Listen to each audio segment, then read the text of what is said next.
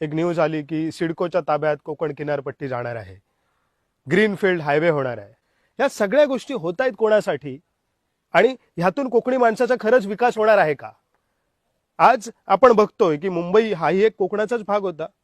ज्या पद्धतीने तिथला आगरी कोळी कोकणी समाज तिथल्या विकासाच्या प्रवाहातून बाहेर निघाला, त्याच हालत तीच परिस्थिती कोकणावरती येणार आहे का? आज ज्या पद्धतीने आपण विकासाची मॉडेल्स कोकणामध्ये राबवण्याचं म्हणतोय, तो विकास इथल्या निसर्गाला, इथल्या संस्कृतीला मानवणारा आहे का? जाईल त्या ठिकाणी आपल्याला ओरबडलेला निसर्ग बघायला मिळतो आहे. डंपर, जेसीबी, अगदी नदीतली वाळू विकून लोक पैसा कमवत आहेत. चिरेखाणी वाढत चालल्यात. प्रत्येक गोष्टीमध्ये ओरबाडणं हा प्रकार दिसतोय. या प्रत्येक निसर्गाच्या रूपाला देव मानणारा माणूस आज असं का वागतोय?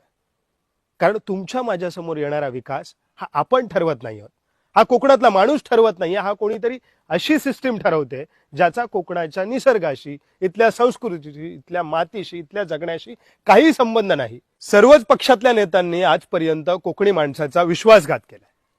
ही सिस्टीम नेमकी चालते कोणासाठी?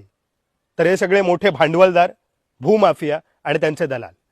आणि या सगळ्यांना पैसा उरबडता यावा आणि सत्तेत राहून नेहमीच कोकणासारख्या भागातल्या लोकांचं आणि इथल्या निसर्गाचं शोषण करता यावं, याच्यासाठीच असे प्रकल्प